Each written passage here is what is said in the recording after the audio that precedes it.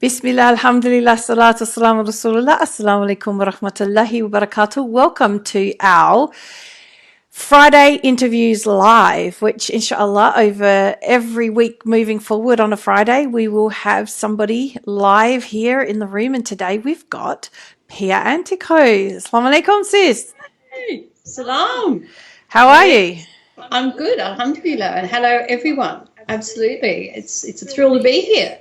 I'm kicking this off with you. Yay! Yes, so this is our first Friday live, and so the plan is to have a program of amazing content here on the Back to the Fitra Mentoring Academy page, something each day, and Fridays is going to be interview day. So Pia got the short straw to be first. So be gentle with me, please. Oh, okay, if you insist. Oh, damn, all those questions gone. So Pia. Yes. Let's start with you sharing just a little bit about yourself and what you're doing and your relationship with Back to the Fitra Mentoring Academy, and we'll take it from there, inshallah. Absolutely. Just before I even start that second, one thing I hadn't done is turn my phone on silent so there's no buzzing in the background. Yay. That's a good idea. I'm going to do the same thing. There you go. Yeah, it's like going to the movies. Okay, so who am I? Well, I'm Pia Antico. That is the name given to me by my beautiful mother. She apparently, legend has it, she took weeks to figure out what my name was after my birth, so it was no name for a portion of time after that. So you had an identity crisis at the beginning of your life. Life has been one identity crisis after another ever since then, which I guess is the segue into how did I get back to the Fitra coaching? Well, in that long journey of searching of who I am, and what I do, part of that search brought me to being Muslim, alhamdulillah, 9 years now. And I came across you, my darling Catherine. I had come back from Pakistan after having a terrible marriage and a very difficult experience there. And I came back to Australia with a suitcase and nothing else but that, and started the process of rebuilding again. And in that time, I came across yourself and I'm thinking, did I do I think I did webinars and things with you. And then I started with you in the Beautiful Muslimah Mastermind. And then from the Beautiful Muslimah Mastermind, as you were making your shifts and changes into the direction of what you were doing professionally as a coach, you brought us with the inside-out paradigm perspective and the Back to the Fitra Coaching Academy, and I jumped on board with bells on, having started to do mentoring myself at that time, mainly working with converts, I think was really where I was focused on, coming out of the traumatic experience of realising that you've maybe married someone who's abusive and your faith choice didn't pan out the way you thought it would. And that brought me to doing the Back to the Fitra coaching with yourself, and that's been like 18 months, I think, that the certification has taken. And alhamdulillah, because in that 18 months, the perspective of the inside-out paradigm that the Back to the Fitra Academy is basing its coaching training on, completely turned on the head everything I thought that I knew about experience and life and the universe and psychology, and was the final thing I needed for myself personally to let go of all the silly stories in my head about who I was and who other people were, and now I'm finally figuring out how to articulate what's worked for me personally out there as a coach myself, thanks to yourself and our lovely sisters who are also in the Back to the Fitra Academy. And that has now full circle led me to what I'm mainly focusing on now is our relationships, our relationship with self, our relationship with our family, our parents, our kids, as well as spouses and partners as well.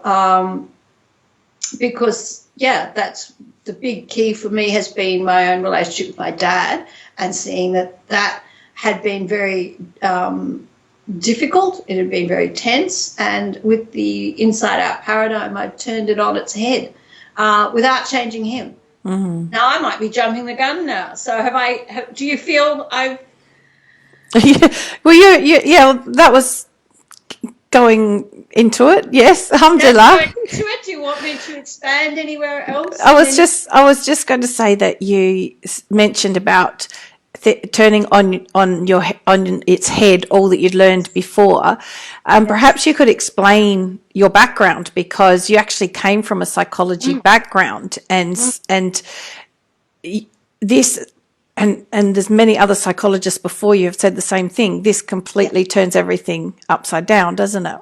Oh, it does. So yeah, I think I've got 4 degrees in psychology, a degree in counselling as well. Yeah, I was a grief counsellor way back when, and what I've noticed is, like, a lot of people are jumping into like NLP. So the idea being that, yes, it's your thinking, but it's what you're thinking. That's sort of where they get stuck, and they get stuck in this idea that, oh yeah, okay, we acknowledge that it's not the outside world, it's you, it's what you're, but it's what you're thinking, and they get really caught up then in digging around the what and where that what came from, so the roots of that what. And so they have you sort of digging up the past and sort of, yeah, you get really caught in your head. You stay in your head. And I'm an in your head person. I live by the motto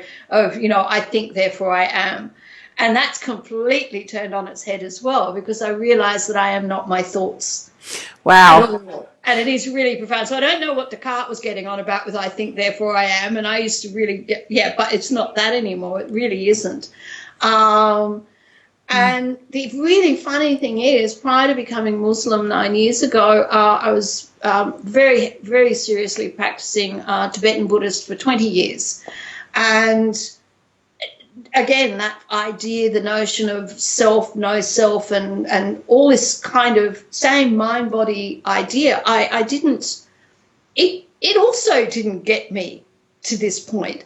And so the real beauty of doing the inside-out paradigm and really internalizing what it's meant is I actually appreciate, I appreciate my own deen now. I actually finally, I think, for a glimmer, get a sense of what tawakkul means, of truly surrendering. I mean, it's no longer just an abstract intellectual thing. It's the inside-out paradigm has helped me to be able to get out of my head and into my heart. And that's because you're not chasing the story. And it's fabulous. And it is so different. Like all the other positive psychology modalities or the narrative therapies that are out there, they're helpful to a point. They're effective to a point, but they are not permanently effective, because all you're doing is adding layer of story upon story, or trying to manipulate the story or manipulate your feelings. Like, so maybe, there's other modalities that are all about, well, okay, if you kind of fake your feelings, it'll sort of change your thinking if you act happy or something. But inside-out paradigm isn't about that. And that's what's amazing. It's not about doing anything or changing anything. And it's fabulous, really. I have not been this enthusiastic about anything ever in my life, nor have I ever been able to talk like this. Look, hands-free, no notes. I made no preparation for this whatsoever, you know. I've never been able to do that before. Alhamdulillah. It is alhamdulillah. Yeah. Well, Romy's here with us, and she's saying she's loving this and that you're awesome. So I love you, Romy. I'm purposely not looking in Facebook, so I don't know what's going on, because I must admit, Inside Out Paradigm is helping me a lot with camera sensitivity and shyness, but we haven't gotten over that hill yet. So I'm purposely not looking at what this looks looks like in Facebook while we're doing it. Well, you're doing a really good job of hiding it, that's for sure. Okay. So You're sounding pretty confident. and my little and what I'm loving, we're in Skype. I've got this little mirror, little window up in the corner, and it's not like in Zoom. The problem is if you've not got the setting right, it flashes on you, and you're in full screen as you're talking, which startles the bejeebers out of me when that happens. This is great. So I'm just ignoring me. So I don't know what I look like, and that's all fine.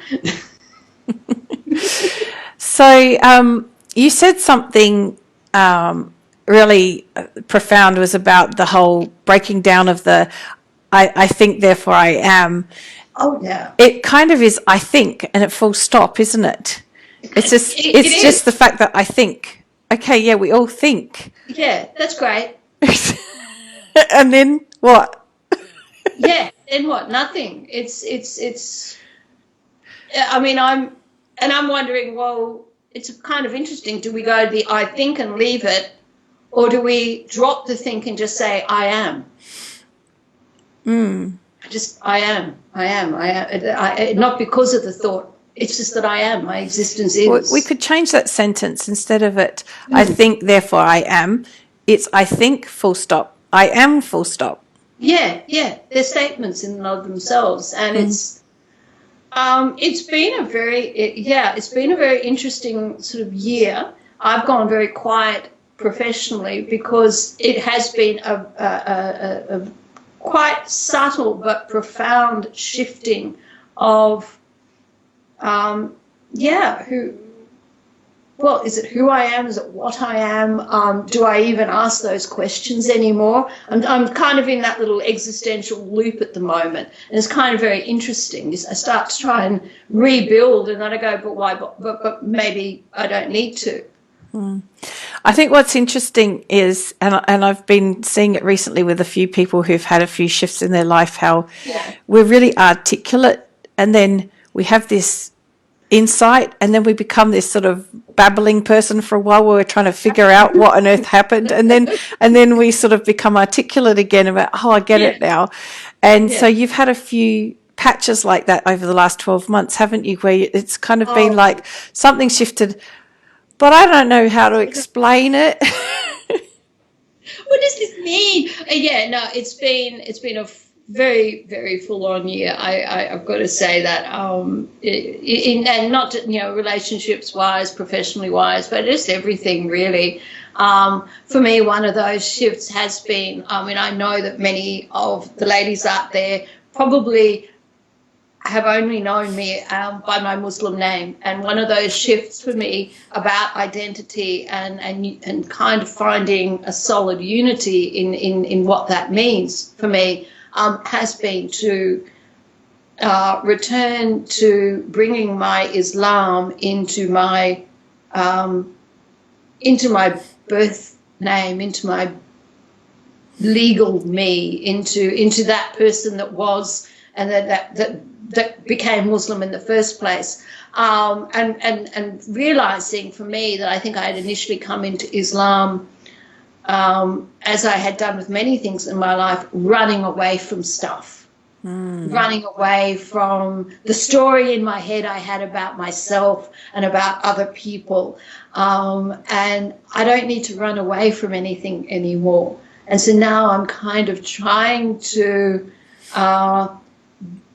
make everything catch up with itself.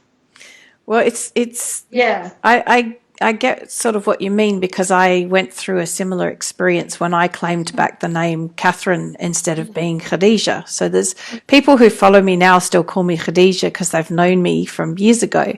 Yeah. And that's how I know how long they've known me.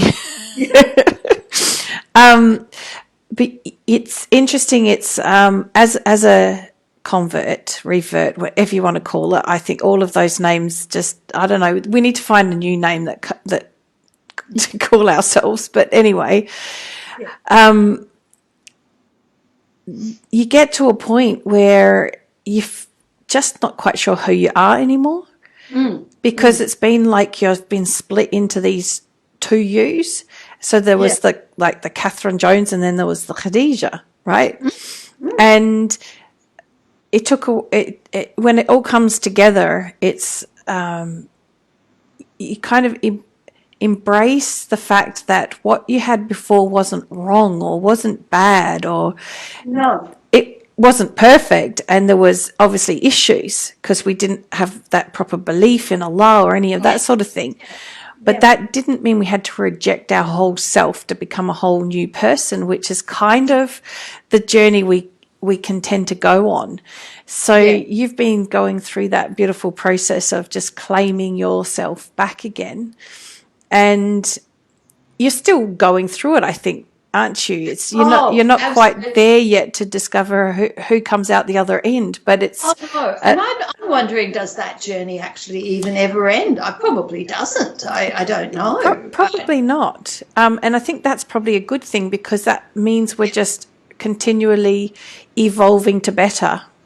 Yeah. And isn't that what this life is about? It's Well, just I think that so. So evolution to being a better self. exactly. And I think this is, I mean, that's the beautiful, again, I'm just segues me back into why inside out paradigm perspective really works, because of the understanding that our feelings are coming from our thinking in that moment, and that everyone has their own thoughts, and therefore they're having their own feelings and they're having their own behaviors, and no one's the same. And we ourselves aren't the same. I mean, this is what this whole process keeps showing me, is that we're not, I'm not the same me that I was a second ago. And I won't be in the next second. And Well, I don't you're know. changing pretty rapidly then, because We're, I'm not really changing every second, but but technically, on a level, we are quantum level, we are. And like, it's pretty phenomenal. But what it does for me is it enables you to be patient and a bit more compassionate and a lot less judgmental. and also Put yourself first and then everybody else, you know? and also understanding that that doesn't mean we need to be perfect today, because we're a work in progress, and we always are, and we always will be, because we weren't designed to be perfect. No, no, no. And that's what's really lovely too. It's like sometimes that the other awareness of how God designed us with the psyche is that sometimes we are switched on and we can see stuff, and other times we can't, and we do get a bit stuck in whatever sort of thinking that we're having and the feelings that are coming up from it, and maybe not at our best, but that's okay. It's just because, gosh, I don't know how many, probably lots of women out there who like myself, who probably harder on themselves than anybody else. Actually, I think most women are, from what Yeah, I gather from all the coaching I'm doing. It's like, who needs enemies when we've got ourselves? ourselves. Subhanallah. Yeah, yeah. Yeah. We're going to be so lenient with everybody else's nonsense, not our own. It's, yeah. Yeah. We've got another comment here. I've got a couple of comments. I missed one from you, but we've got Akinsola is saying, yeah, more compassionate and less judgmental. So yes. Alhamdulillah. I'm just still working out how to run this machine. That's okay. So what I'm doing is, when the comments come up, I'm popping them up so that everyone can see the comments on the screen. Oh, is that, I saw one of your, one of the other videos. I saw that happening on a live, the last live. You did little comments coming up, and I was wondering how you did that, you clever blog. No, I'm not clever. The software is. I just press a button. So your focus now is on, as you can see by the link, everyone, relationships reset. And I think, I'm not looking, but yeah. yes, it's down below us. Facebook.com/groups relationships reset. Yes. Plural. Yes. And I really think that's a very interesting way of terming it, because I think often we see relationships as either they're good and they're going, or they're ending.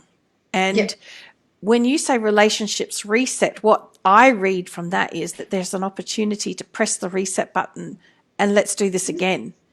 And I certainly feel that that's what I've experienced from the inside out paradigm and how relationships have changed for me. I was wondering if that's actually how you meant it.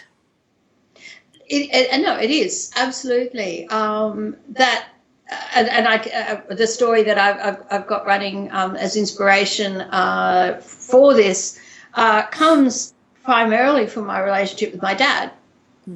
As I said, he's 84 now, and he's been the kind of dad that was financially providing, but kind of give with one hand, take with another. Not particularly emotionally available, not particularly physically interested, like in turning up to school things or, that kind of thing. And at times rather critical and a little bit sort of, he was difficult. Let's just face it, he was a difficult individual, and rather confusing at times to handle over the years. And prior to the having the realization and the impact, the implication of the inside-out paradigm view on how things work, I took it all very, very personally. And I would get really anxious. I'd dread having to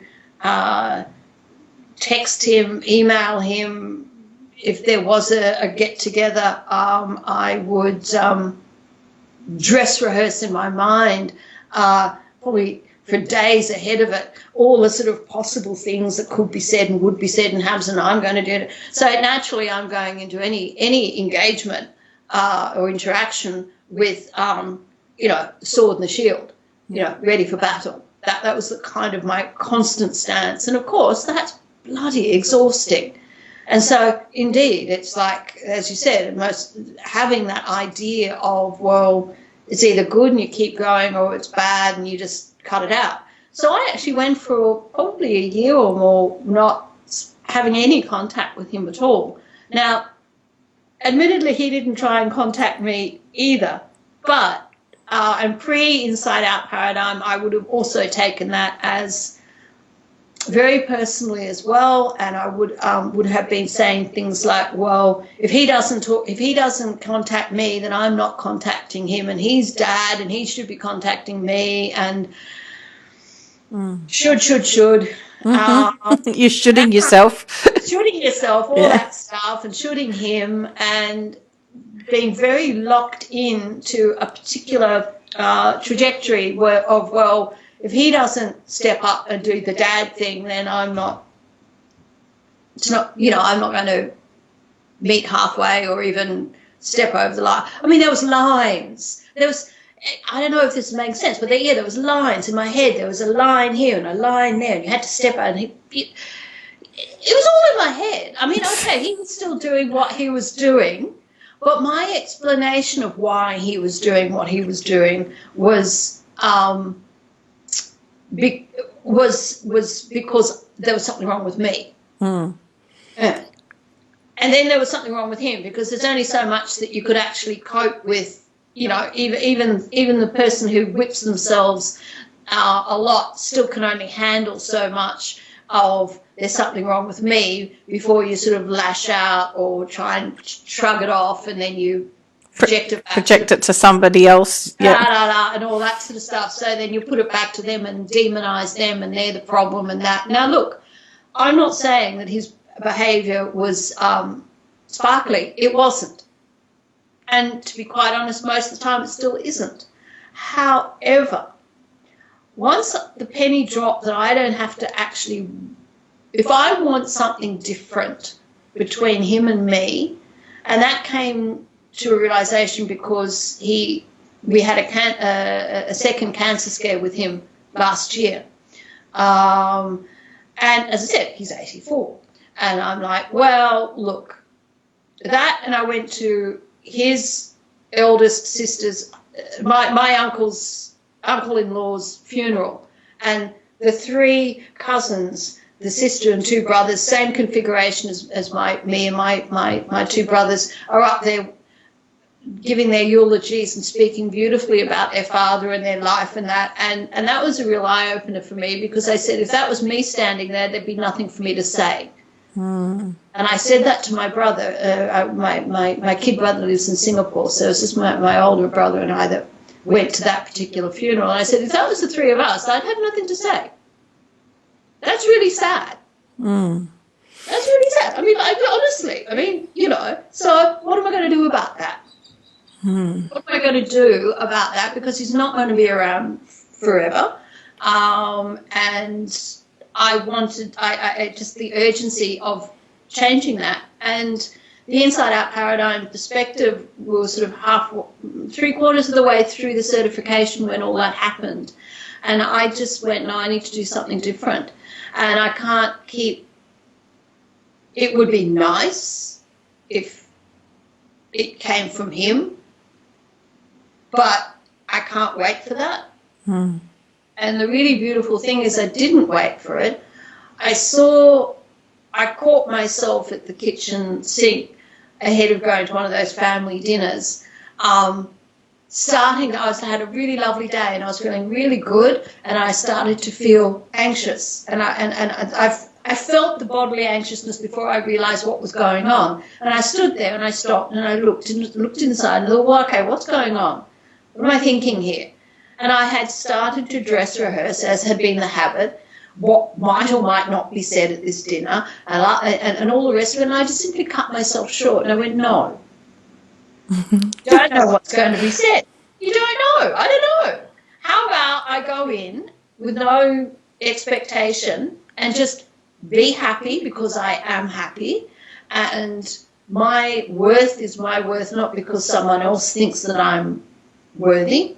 And if they get me or don't get me, that's irrelevant. All that kind of stuff. And I went into this dinner and it was a really, really lovely dinner. I was open and kind of sparkly. And so they happened to be open and sparkly. There was no problem to look for. There was no problem to experience. And so that has been increasing bit by bit. So I kind of did not have to have any big discussion with Dad. There's no big discussion going into relationship counselling with him or anything like that.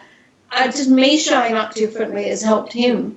He's suddenly being emotionally aware, and every so often will send me a message that I'm like, is this my father? What the hell's going on? What? Yeah. And he's abducted him and put someone else. It's really weird, but it's good. So this is the kind of experience that I've had, and I've slowly been able to articulate and work out what helped, what got there. And this is why Relationship Reset has come about.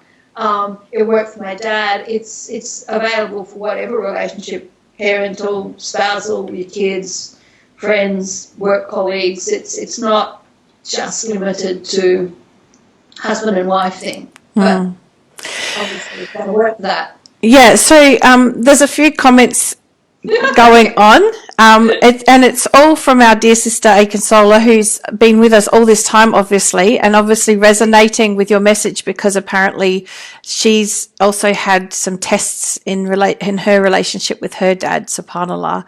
So I don't know, you want me to read the whole thing? She says, relationship reset / renaming your intention, changing your perception of what your thoughts or intuition about it should be like, accepting the situation in a relationship as it is, and give yourself a cool reset of moving in and out without hurting yourself or the other person. That's very profound. It is. My relationship with my dad, subhanAllah, has been a test for me too.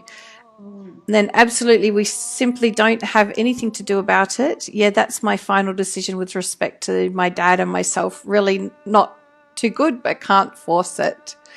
So I'm just going to stop the adhan that's going off in my head. I've got to find... It's actually very loud that I can hear it too. And I'm like going, have you got a mosque behind you? Can you actually hear it? I can hear it. Yes, it's very loud in my earphones. Okay, that's better. It was very hard to try to make sure I wasn't shouting at you all over because No, it you was wouldn't. so loud in my ears. I thought I might have been shouting. No, you were doing very well. I was trying very hard because I've got a very loud voice anyway. So the key thing here is, and I think this is a really cool point. Well, I think it's a really cool point. Whether you do or not is a separate reality, isn't it? And is irrelevant to whether it is a cool point for you or not. Exactly. Yeah. Is that the change? So what you're looking at when it's sort of like a relationship reset, it's not a people reset, it's the relationship that's reset. It's not the individuals, right? And what you explained was that, yes, there's been some shifts and changes in your dad, but, you know, not heaps. You know, he's still his old self, right? But the change in the relationship preceded any change in him, right? That something shifting in you shifted the relationship, which then shifted the way he showed up in that relationship. And so it's not about waiting for something from the other person. No, exactly. And actually I realized for me I add a little extra word in there. It's not even the relationship as an entity, because when you think relationship, you still think that it's a solid outside of yourself. It's your experience of the relationship. That's you're absolutely spot on. Beautiful. Yes, so absolutely. I catch myself not always slipping that experience in there, but that's what's changed. Yes, it becomes a fluid thing, because sometimes we have a good relationship, but there'll be moments when it's not so good, right? And there'll be other moments where it's a very loving relationship, and there'll be other moments where it's just disconnected, and there'll be other moments when it's really connected, but it's still a good relationship. Yeah. But we're experiencing it differently as we go through things. So it becomes something fluid rather than solid. So subhanallah. So we've got some more comments popping up here. So let me just go through them with you so you know what's going on. So for those who are listening in, Pia can't see anything that you're typing, so I'm sharing it with her. To look at what's going on the Facebook end. It says, Ya Salam, I really know how much I tried before the start of Ramadan, and there it goes. He threw it back at me. But that's cool. I still send him Ramadan groceries, subhanAllah, of course, because, you know, this is the other beauty of understanding this, is that it doesn't stop us doing our duty to Allah. Just because there might be issue in the relationship, we don't want to make that an issue in our relationship with Allah, right? Exactly. And then she goes on to say, he called and prayed for me. I felt it wallahi truly did. And that's it. I just dropped it. So from what I understand from reading that, sis, that it seemed really bad, but you kept doing what was the right thing for the sake of Allah, and then something happened, and alhamdulillah, there's been that connection with him again. That's how I understood what you wrote, and that's what I'm alhamdulillah. And this is what happens, is we become more patient in our relationships for things to shift. We understand that just because you thought you were going to have the one problem with drilling, we've got drilling here now. And they haven't. They'll start next week. They haven't started, so we're going good. I'm just thinking it was funny. We're worrying about you having drilling. Yeah, I know. Is that if a relationship isn't great, that we still show up in it as our authentic self, and we don't make a story around whether or not that's working or not, or whether it changes or not. It's just about, we're there to please Allah, that we're in this relationship to please Allah, not to please ourselves or the other person. And then miracles happen.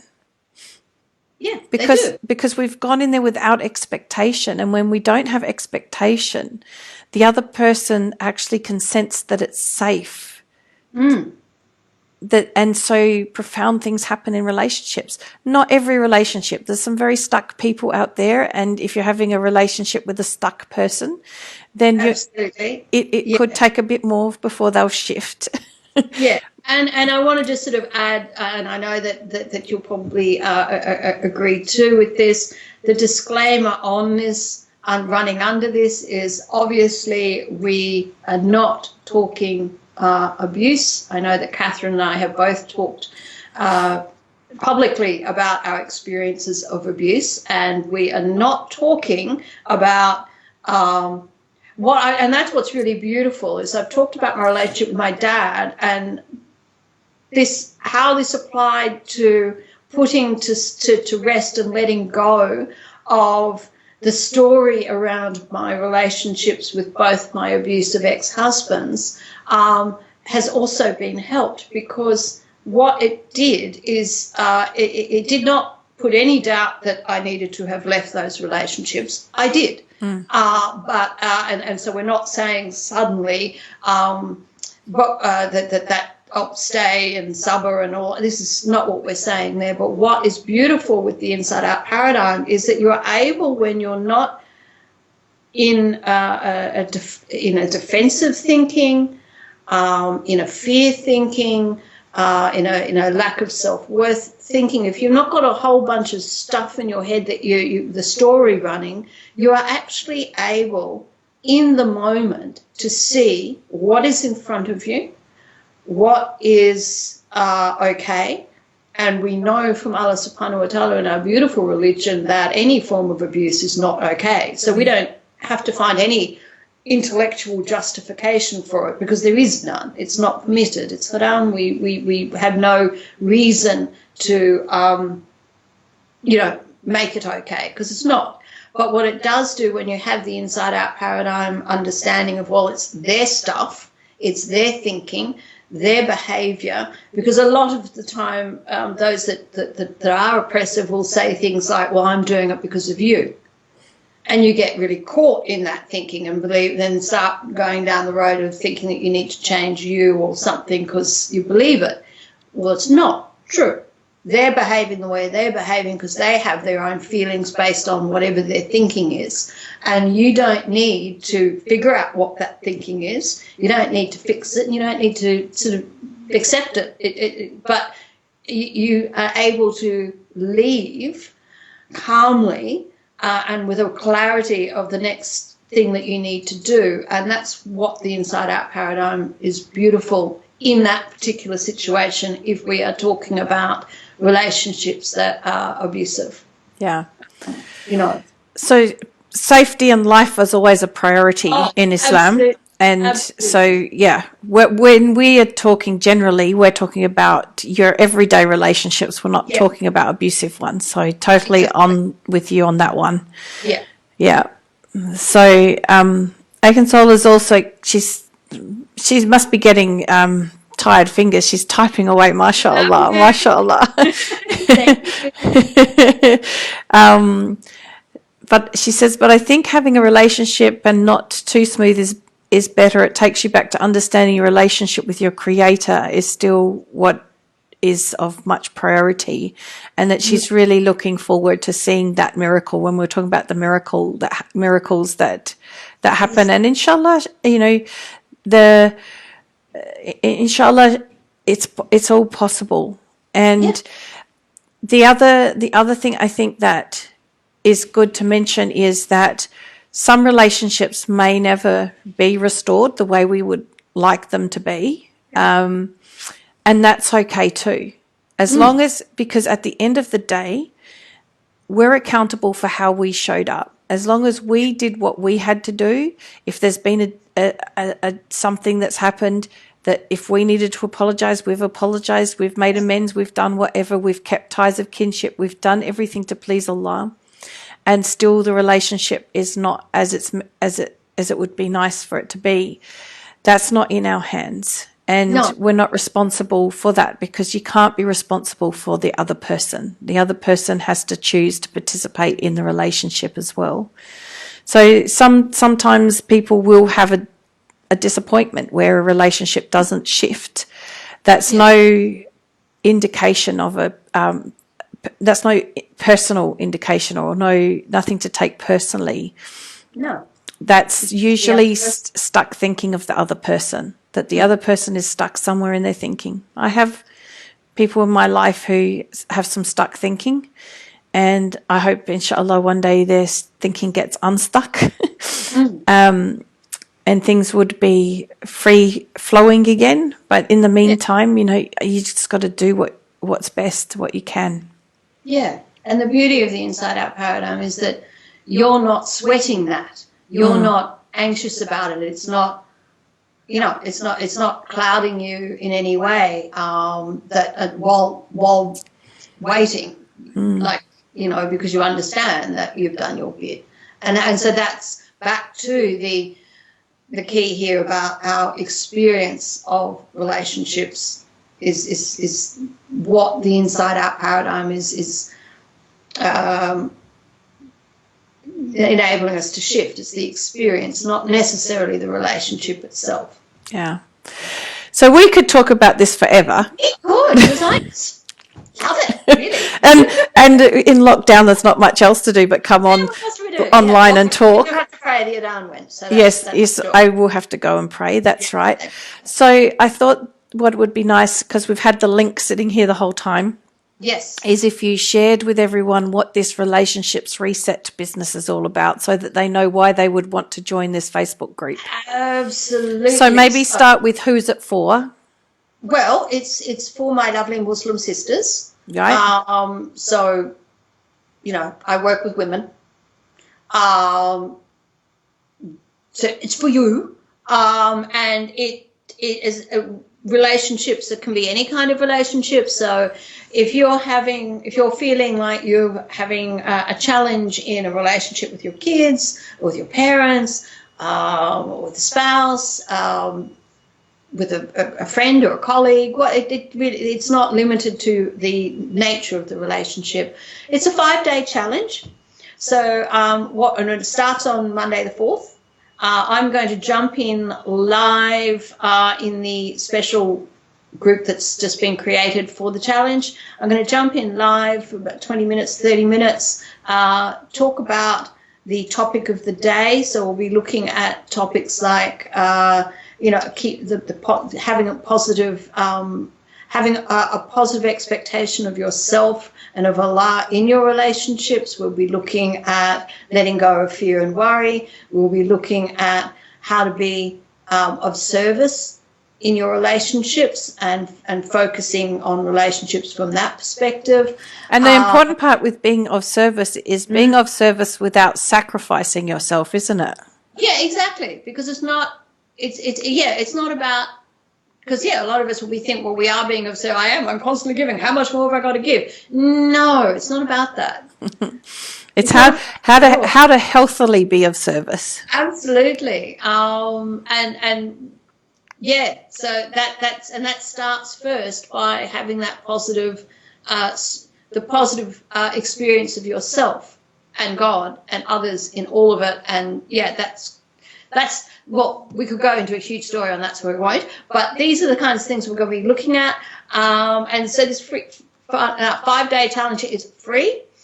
It'll be also have opportunity for a Q&A as well. While I'm in there, I'll have little reflective tasks that I'll get you to do each day and respond to in the group.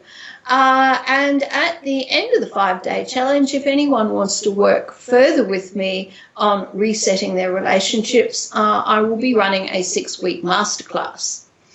That is fee-based, so it won't be for free.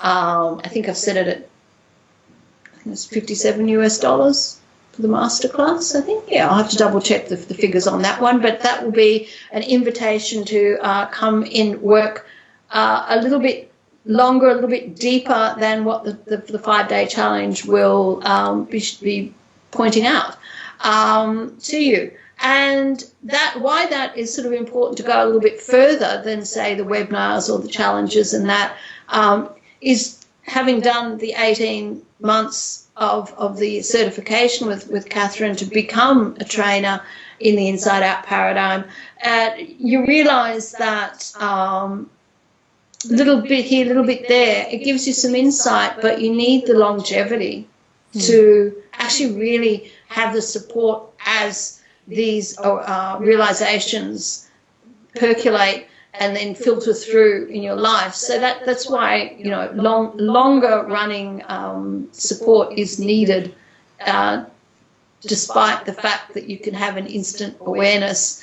You could do the challenge and everything, you know, explodes into, oh my God, I've got it. And you do, and that's great, but the 6-week program will just go a little bit deeper and give you a little bit more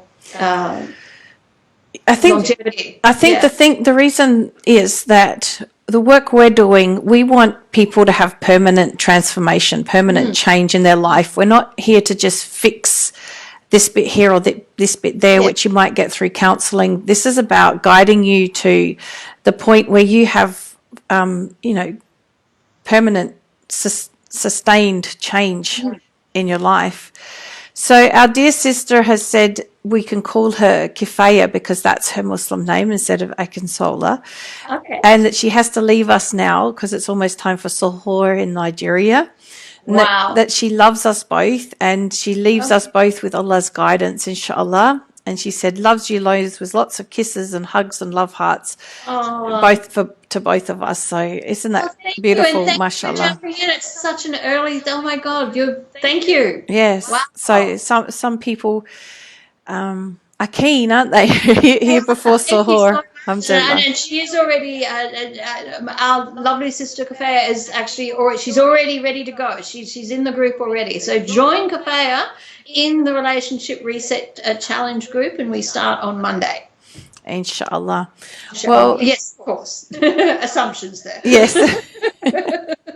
Yes. Well, you know how quickly the whole coronavirus thing happens. We don't want to make assumptions anymore that will be here tomorrow. Yeah. Exactly. Alhamdulillah. This has been, I think, a very awesome discussion, and I hope that those who've listened have really benefited from us, you know, I guess uncovering how we see relationships and the possibilities of relationships changing and resetting. You know, like we reset the computer when the computer's starting to go a bit sluggish. We reboot it, and we're up and running again. Well, it's the same kind of thing, and it's a great opportunity. And you're certainly in good hands with Pia. So I do encourage you to taste or test the waters, not taste the waters, test the waters. We're fasting. We can't taste the water right now. We can't taste anything. And it could be salty, so we don't know. Yes, let's test the water. Test the water by doing the challenge. And if you find that the challenge is really hitting a note or hitting a chord with you, then definitely invest in yourself, because when you join our programs, you're investing in yourself. It's you're taking a step. Remember, Allah doesn't change the condition in the people till they change the condition in themselves. It's up to us to take the step first. And actually, we don't mind who you take the step with. Just take the step.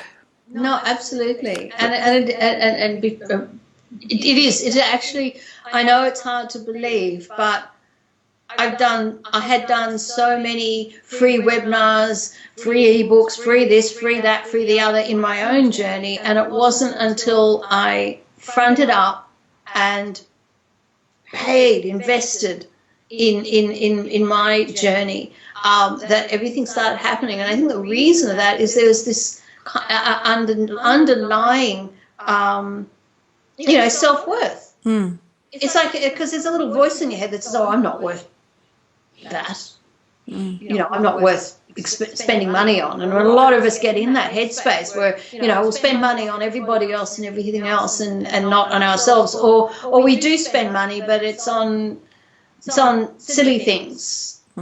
Handbags, shoes, whatever, things to change the outside of ourselves because we're not feeling satisfied or content. So we try and spend money to change the external circumstance and not spend money on where it is needed, which is us. Can you hear the phone ringing in my ears now? I can. on our phone. So we're going to take that. The bell has tolled. Yes, yes. I can't hear anything now either because of the bells in my ears. No, we'll get going. Look, thank you so much, Catherine, for having me on here. Well, thank you for that. Well, no, I basically, I love you, and I thank you for everything that you've laid at me over the last. Well, we've been longer than 18 months together. It's been a good couple of years. Easily, yeah, and I wouldn't be sitting where I am without your guidance, support, and just friendship and everything, and now this, and I'm like, yeah. So I just say that I love you and thank you everyone who's watched this, and go click the link, join the challenge. Yeah. Yep, it's free. There's nothing to lose. And it's free, and it's on Monday. Yeah, it starts Monday. Eastern Standard Time Monday. Yeah, so I guess I should say. Yep, you don't have to be patient for too much longer. No, you don't at all. And obviously, if you don't catch me live, you can watch it in replay and leave your comments and ask any questions, and I'll respond. And Alhamdulillah. Jazakallah khair, sis. I really appreciate your time, and we'll just leave with Subhanaka Allahumma bihamdika ashhadu an la ilaha illa anta astaghfiruka wa atubu ilayk. Assalamu alaikum wa rahmatullahi wa barakatuh. Salam.